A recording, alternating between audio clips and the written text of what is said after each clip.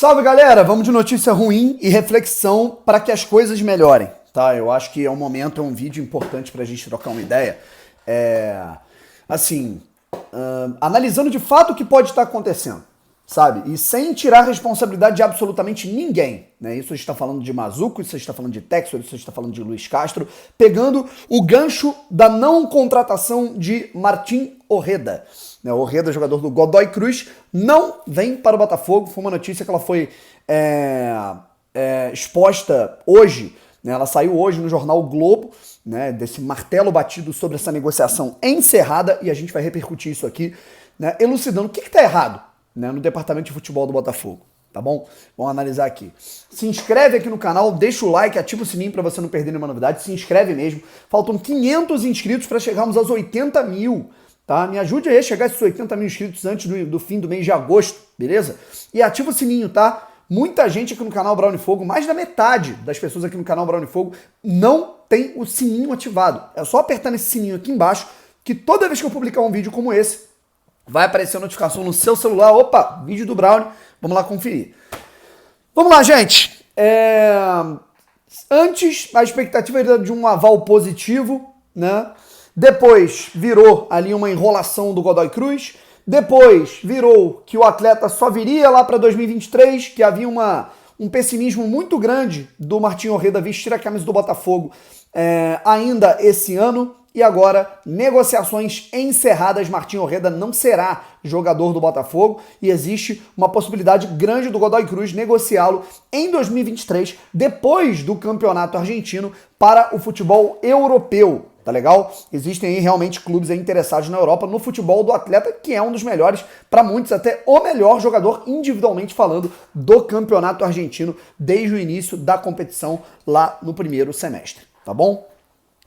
E a gente vai elucidar aqui o que de fato tá acontecendo, tá? O que né, tá rolando para que o Botafogo tenha esses problemas, né, em relação ao Ojeda, né, e para que o Botafogo tenha colecionado aí mais um insucesso, né, tenha colocado mais um insucesso na sua lista, né, dessas possibilidades aí na segunda janela. Sejam elas essas possibilidades reais, possibilidades ali por deslumbre, né, possibilidades ali porque o cara sonhou muito alto, que deu mole, e a gente está colecionando mais um desses casos aí que o Botafogo, né, fica aí chateado por não haver negociação. Tá bom? A gente tá falando aí de nomes aí de forma muito louca colocados aí pelo Textor na boca do torcedor botafoguense, né? Estamos falando aí de Cavani, né? Estamos falando até de Luiz Soares lá atrás, se falou, Rames Rodrigues, esse tipo de coisa. Eu não vou nem contar Mertens, porque foi mais uma cavada,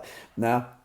Mas agora, a gente analisa aqui também a situação do Botafogo em relação a Ojeda, em relação ao Zahavi, né? E a gente pode até puxar o gancho, né, de um atleta que hoje chegou no Palmeiras, né? Foi anunciado hoje, tá lá na academia do Palmeiras, fazendo exames e tudo mais, que é o Bruno Tabata, né? E aí o que a gente pode falar a respeito disso, né, para elucidar o que deve estar errado, né? O Botafogo tentou o Zahavi, foram 4 meses, cara, meu irmão, foram quase 5 meses, né? A gente tá falando de quase um semestre inteiro, quase meio ano de negociações com um único centroavante.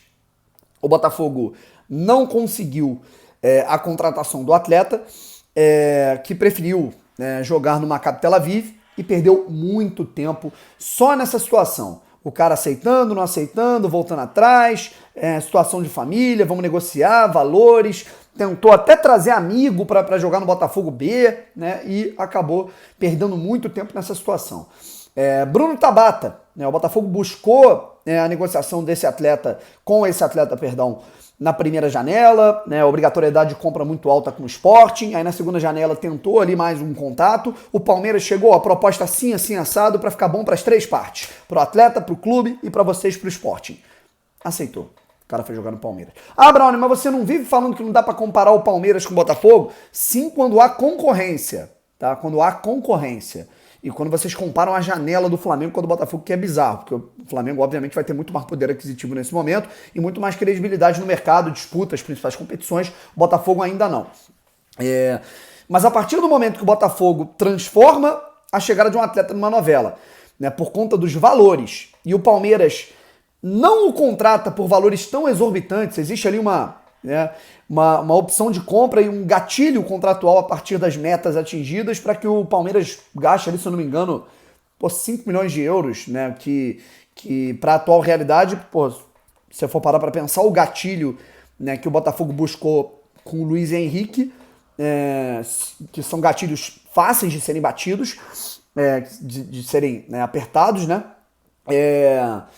O Botafogo vai gastar ali 7 milhões de euros, né? E o Tabata mostrou mais serviço na Europa do que o Luiz Henrique, né? Não tô aqui querendo chorar o leite derramado ou dizendo que o Luiz Henrique não era para ter sido contratado, né? Nada disso, eu adorei a contratação do Luiz Henrique, né? Mas bastava ter boa vontade e tato para tratar essa situação. E agora com o Orreda, né? O Orreda, eu acho que é um pouco dos dois, né? O Botafogo não quis gastar mais, né? Eu até entendo para também não deixar o poder de barganha todo na mão do Godoy Cruz. E o Botafogo repetiu o erro com o Zahavi. Não tinha prazo, não teve dia D. Foram quase 3 meses de negociação com o argentino, né? O Botafogo chegou a ter um acordo, né, apalavrado com o argentino, com a família, com o atleta, com o staff do jogador, que tentou a liberação com o Godoy Cruz, chegou a aceitar os termos, mas aí depois falou, não, Botafogo, eu quero mais aqui, quero mais ali, parou de responder. Não sei se foi uma pressão da torcida para não vender o cara, porque ele realmente é o craque, né, do Godoy Cruz. E aí acabou que as negociações elas travaram e agora elas realmente se encerraram. É por isso a frustração, né? O Botafogo, de todos os nomes assim para serem, né, os nomes protagonistas, né, para o Botafogo nessa segunda janela, a gente fala aí de Matheus Pereira, de Orreda, de Zahavi, nenhum deles veio, tá? E com erros repetidos, né? Demorou a se mobilizar, demorou a fazer um acordo que realmente pudesse amarrar todas as pontas e ser vantajoso para todo mundo, como talvez tenha sido no caso do Bruno Tabata. Demorou para realmente, né, ter um parâmetro melhor, né, de tempo, de prazo. Cara, a gente precisa correr em relação ao Zahavi. Tá aí. Olha o tempo que o Botafogo perdeu com o Zahavi e agora tá aí lutando contra o relógio para poder, né, quem sabe, contratar o Tiquinho Soares. Né? Olha o tempo que o Botafogo perdeu com o Orreda. E aí não vai vir mais ninguém ali para meia direita para jogar ele do lado direito. Né? Então, o que está acontecendo? Aí eu finalizo aqui esse vídeo falando o que está acontecendo com o departamento de futebol do Botafogo. Né? Muita gente está responsabilizando o Mazuco e, na minha visão, até com razão em certo ponto, porque ele é o responsável pelas negociações. Se as negociações não estão sendo concretizadas, se o Botafogo não está tendo sucesso, mesmo com dinheiro, para buscar esses atletas, para fortificar o elenco para essa disputa de reta final do segundo turno do Campeonato Brasileiro, para essa segunda metade, melhor dizendo, do Brasileirão, obviamente que o diretor executivo, que é quem executa esses contratos e essas ações, essas negociações, essas tratativas, ele é o responsável. Só que agora, eu quero tentar entrar numa discussão mais aprofundada com vocês, que vai além de caçar bruxas, né? Eu acho que a gente tem que mergulhar para entender o que está acontecendo, de fato, sabe? E o que me leva, a impressão que eu tenho, claro, porque eu não tô lá dentro, né? A impressão que eu tenho de tudo que está acontecendo, de todos os erros que foram executados, ao meu ver, elas vão além do nome ou das pessoas. Elas vão nas definições de hierarquia, de organização, de organograma, de quem faz o que dentro do clube. E aí eu acho que cabe mais ao John Textor do que propriamente a outras pessoas. Por que eu acho isso? Tá?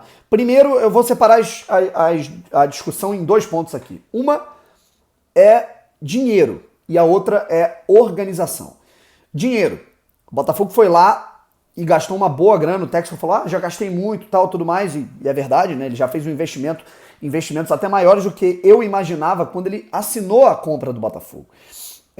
Só que agora, o Textor gastou uma nota no Patrick de Paula, que é um atleta que até o momento ele não deu a resposta significativa, e o próprio Mazuco, ele afirmou, isso não sou eu que estou falando, tá? O próprio Mazuco, numa entrevista ao Globo, ressaltou isso, que o Botafogo foi no Patrick de Paula para dar um recado ao mercado. Será que a melhor forma de você dar um recado ao mercado é você gastar 33 milhões de reais só para fazer um barulho, né? Esse é o primeiro ponto. O Botafogo na contratação do Luiz Henrique. Então, o Botafogo nem titubeou, né, como aconteceu em outros casos, com o Zahavi, com o Orreda, com o Tabata, com o Matheus Pereira. O Botafogo nem titubeou para gastar. No fim das contas, claro, o Botafogo vai gastar parcelado, vai pagar aos poucos, tá pegando esse empréstimo com uma liberação, né, e aí tem os gatilhos contratuais para tê-lo em definitivo, ter o Luiz Henrique em definitivo. Né, mas vai ter uma bagatela aí de 7 milhões de euros. 7 milhões de euros é grana, cara. Né? Repito, gostei da contratação do Luiz Henrique e ainda acho que ele vai render com a camisa do Botafogo. A questão não é com o Luiz, a questão é uma comparação com outros jogadores para você gastar no mercado. Será que a reflexão que eu faço, será que o Luiz Henrique, se ele fosse do Sporting de Portugal, né? Se ele fosse do Al Hilal da Arábia Saudita, será que o Textor teria, né, o comprado e aceitado esses termos para adquiri-lo? Eu acho que não, tá? E pelo tom da entrevista dele na apresentação, pelo tom das falas do Textor, ele até brincando, né, na apresentação oficial do Luiz Henrique com a camisa do Botafogo, ele manda um recado pro Lyon, ele manda um recado pro Olympique de Marseille. Então, o caminho que eu encontro é que o Luiz Henrique também foi uma ideia do Textor para dar um cartão de visitas na França. Ó, franceses, cheguei. Né? Eu sou o novo acionista majoritário do Lyon, eu tô tirando um atleta do rival do Lyon e colocando no Botafogo. E isso é uma coisa que, na minha opinião, transcende aquilo que o Botafogo vai precisar mais naquele momento. Aí você gasta essa bagatela no Luiz Henrique, nesses valores tão altos, né? E também até um recado para você competir com o Flamengo, que também estava tentando o jogador, né? Talvez não sobre tanta grana para você tentar uma coisa mais forte com o Matheus Pereira, com o Tabata, com o Orreda, né? Que o Orreda parece que aí... Até informação do Thiago Franklin, né, cara? Que o Botafogo... Né, o Godoy Cruz chegou a pedir mais 2 milhões de dólares, aí depois o valor da multa. Claro que o Botafogo não vai ser otário e vai pagar o que os caras querem, né? Mas talvez sobrasse mais dinheiro se, né, esse cálculo tivesse sido feito de uma forma um pouco mais equilibrada e mais profissional, sabe? E o outro ponto que eu gosto de chegar é o seguinte, né? Me estranha muito, tá? Me estranha muito o Botafogo não ter estipulado prazos de fim dessas negociações, né? Não é normal em nenhum lugar do mundo, né, uma negociação com um atleta durar 4 meses, tá? A não ser que seja uma negociação que ela para, recusa e depois volta. Não foi o caso, né? Não é normal uma negociação com um atleta sul-americano num clube pequeno da Argentina, né, durar 3 meses, né? Eu acho muito difícil, tá? Acho muito difícil que ninguém do departamento de futebol do Botafogo que executa as ideias, as ações, tenha dito, cara, vamos estipular um prazo, né? E se não respeitar esse prazo, se não der a resposta, se ficar barganhando, vida que segue, a gente vai para um plano B, né? Mas eu acho que o fascínio do Textor para tentar contratar o Zahavi falou um pouco mais alto. E eu não sei se esse fascínio também afetou na situação do Orreda, sabe? Né? Eu não sei até que ponto o Mazuco foi quem que, não, vamos continuar, vamos embora que a gente tem tempo. E não tinha, né? E isso seria responsabilidade, obviamente, do Mazuco. Mas eu não sei até que ponto o Textor, que é quem dá a palavra final, né, também falou, cara, continua contratando que eu quero esse jogador.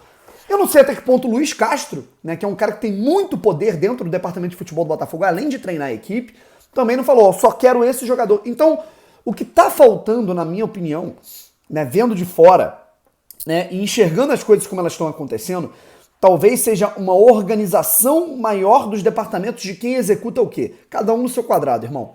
O técnico treina, o diretor executa, o investidor investe. Essa é a minha opinião, tá?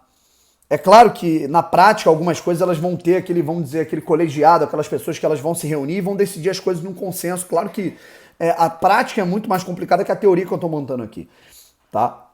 Mas a partir do momento que o diretor está tratando de negociar, né, certa situação, eu acho que, né, talvez falte uma...